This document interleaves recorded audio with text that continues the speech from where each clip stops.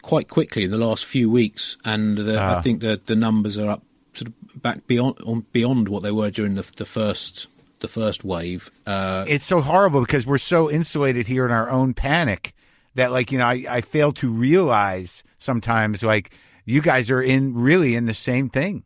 Yes, it's just it's terrifying, and people are dying every day. It is, and I mean, with the various vaccinations that have been approved, there's hope. There's a bit of optimism that there's some sense that it might end in the vaguely foreseeable future. But again, it's something that I'm not sure we'll be able to process exactly what it's done to Britain. Exactly, the massive failures that have come along with it.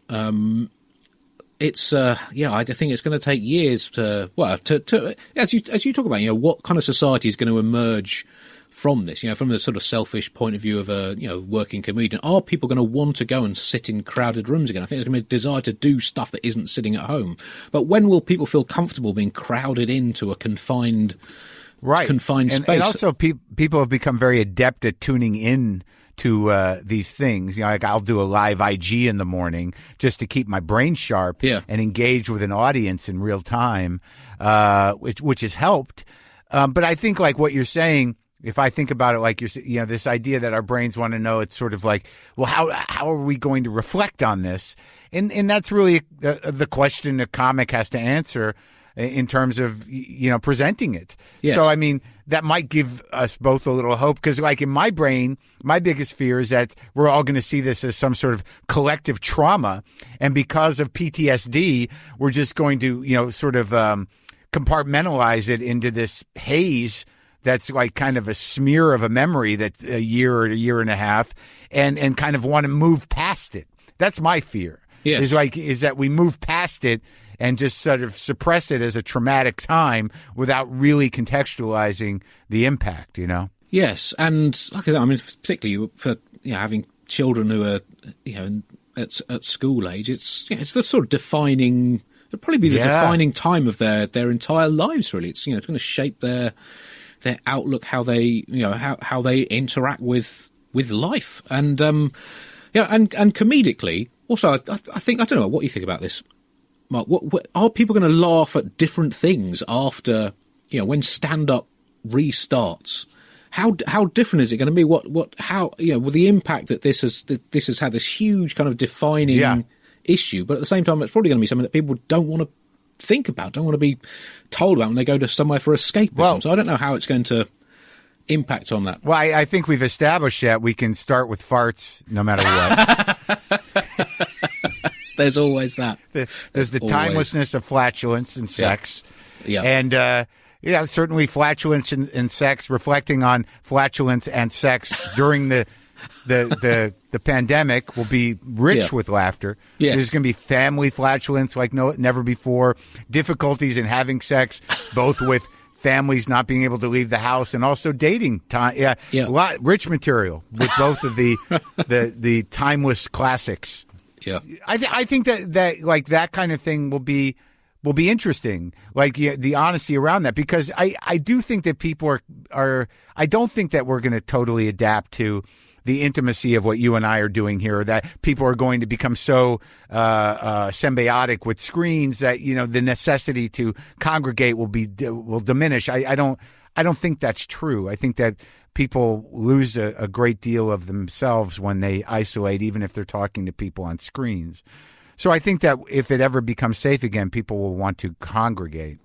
Yes. Oh, definitely. But I wonder, I guess it'll be a process, wasn't it, of almost kind of relaxing back into it. And I don't know how you relax. I did a movie, dude, and I did a movie for 12 days, and everybody's wearing masks with COVID protocol. But I got to be honest with you, once I surrendered to the idea that, like, this is as safe as it's going to be. We're getting tested every other day, and everyone's wearing masks all the time, except when we have to act. And I was fucking thrilled to be, in a collaborative effort in real time with living people. Yes. I mean, it was like, thank God, I'm sane again for a minute. Is there going to be an eruption of sort of, communal activities, of artistic expression, almost like, kind of post-war booms of people just wanting to do anything. I would hope so. That would be encouraging. I don't want to think that a lot of people, especially visual artists and stuff, who generally work in an isolated way anyways, like your father might have, are really kind of doing exciting things now. But I think people are so freaked out that most people are just paralyzed and not doing anything but watching television in their sweatpants. I've done a lot. I've got through a lot of pairs of sweatpants in the last year and a bit. But I don't know. But like given that you spent your early life studying this sort of arc of civilizations. I mean, and even with Brexit or whatever's happening with COVID, how do you frame this in your head? I mean, are you like somebody who's like, well, this is going to pass and the species will probably persist, or how are you? You don't seem like an existentially fraught person to me. No, probably not. I mean, it clearly is going to pass in the way that plagues have passed. Now, plagues in the ancient world that were fairly kind of traumatic and shaping experiences. But yeah, I don't know. I veer between wild pessimism and wild optimism, and I guess, and a lot of it is thinking about the world that my kids are going to grow up in, and the kind of lives they'll be able to lead, the education they'll be able to have, and what kind of jobs are going to, with all these different impacts on life, whether Brexit, COVID, the environment, just the general changings of the world. The sort of picture that I had of the world that they would enter when they depart childhood, it's changed. I can't really imagine, even in 10 years' time, what they will be dealing with. Yeah, I think that's the most difficult thing for anybody. I don't have kids, so mine's in the realm of selfishness. Like my head, I'm like, I'm 57. I've done okay. All right, maybe I'm done.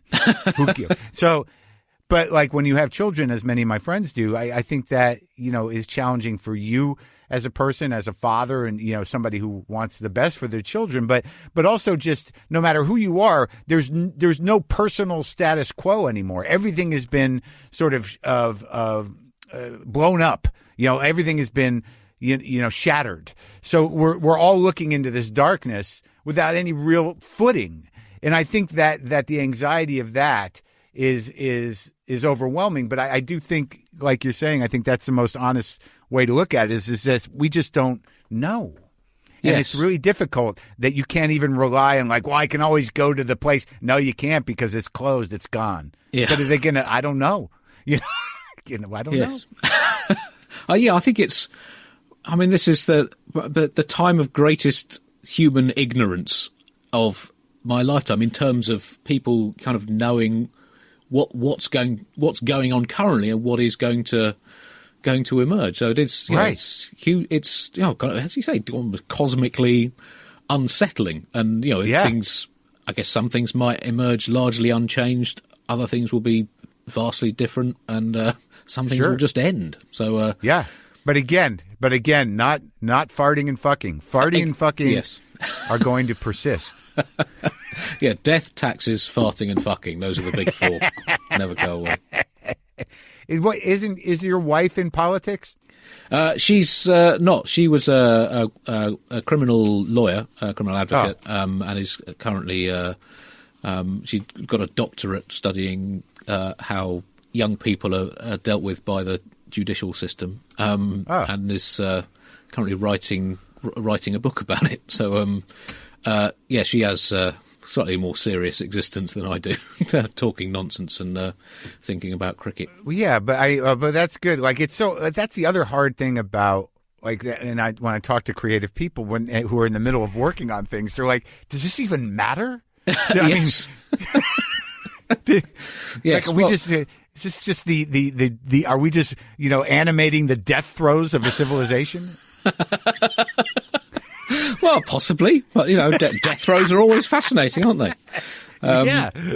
But when I started out in stand-up, we've been together since university, as I said, and she was starting out around about the same time on the legal circuit, and it's a different type of performing. There were certain similarities of being a criminal advocate in Britain. Where so she was a trial lawyer? Yeah. Basically? So she was, it's similar. You're sort of self-employed. You go from gig to gig, and but the difference would being that I'd be delighted if I'd written an amusing pun about fruit, and she was doing cases involving, frankly, horrific crimes. So it was kind of similar but different. Yeah.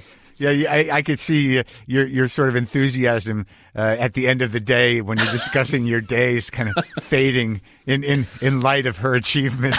Yes, but wait, this punchlines, this tag is great. You just gotta like. Yes, and if I had a bad day at work, then I'd be slightly humiliated and embarrassed. If she had a bad day at work, someone would go to jail, I guess. So it's, You got to decide whether or not you're going to stick with that bit, or if it needs something else. And she's got to live with the fact that somehow or another someone's going to spend their life in prison. Yeah, I mean, these are the lives we've chosen. Yes, yeah. I don't think I was cut out for real life, to be honest. But sports, I mean, like, I don't know. I'm not a sports guy, and it seems that people who like sports, at least that gives that. I me't that is something to live for, Yes, and it's everyone finds their escapism in different forms. I did love sport from when I was about 6 years old, and it's something that's throughout my life been something where I can just escape from whatever I'm doing, and whether it's playing it at a very low level or watching it. And I started writing about cricket via the Bugle. Actually, I talked about cricket on the Bugle, but because we always had quite a big American audience, I would try and do as much cricket stuff as possible to goad America for not having taken the greatest thing ever invented. Honor that original Zaltzman manifesto of alienating as many of the audience as possible, without getting any real foothold in success. Yeah, that's good. Why change a losing formula? And so I ended up sort of getting to write about cricket for a cricket website, and then doing being part of the BBC's radio coverage. And particularly last year, it was this sort of incredible escape from everything else. And thank God they kept playing, I guess, huh? Yeah. And the players were all in bubbles, staying in hotels on the grounds, and the media were staying in different parts of the Are they still doing it? Around the world, there's cricket bubbles going on. England's just gone out to Sri Lanka. There's Australia and India are playing, and it's a sport that the longest form of cricket. The games last up to 5 days, and there is it becomes almost meditative when you sit and watch an entire 5-day match, and quite a lot of them end in a draw, and it puts you on it's almost a sort of spiritual escapism from that's great, from everything. So I would heartily recommend it, Mark. Yeah, I don't have many good escapes. Yeah, I'm painfully stuck in my imagination is just fueled by dread and occasional glimmers of hope in fantasy. Yes. But I'm not a science fiction guy. I like music. But are you a science fiction guy as well? Not really. My daughter, who's just about to turn 14, she's got really into it, and she's now started writing. So I'll just go up to her bedroom and I'll say, "Oh, what are you doing?" So I'm just writing this science fiction story. So I've started to try and get a bit more into that. But what's his son up to? What's his interest? Well, he's quite into sports and maths. They're they're coping pretty. It's very difficult. I can't quite imagine how I'd have dealt with this I guess children are quite flexible, aren't they? I mean, they do adapt to what is presented to them. But they'll take it. They'll take it. They'll adapt. It's they're their own little people, I guess. After a certain point. Yeah, it's been.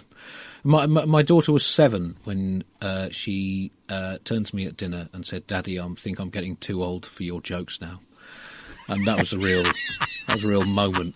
So, those landmarks in parenting when you realise your children are becoming more independent. That 7 years old. Huh? Wow. outside of the bugle, which is topical, and the cricket is sort of up to date.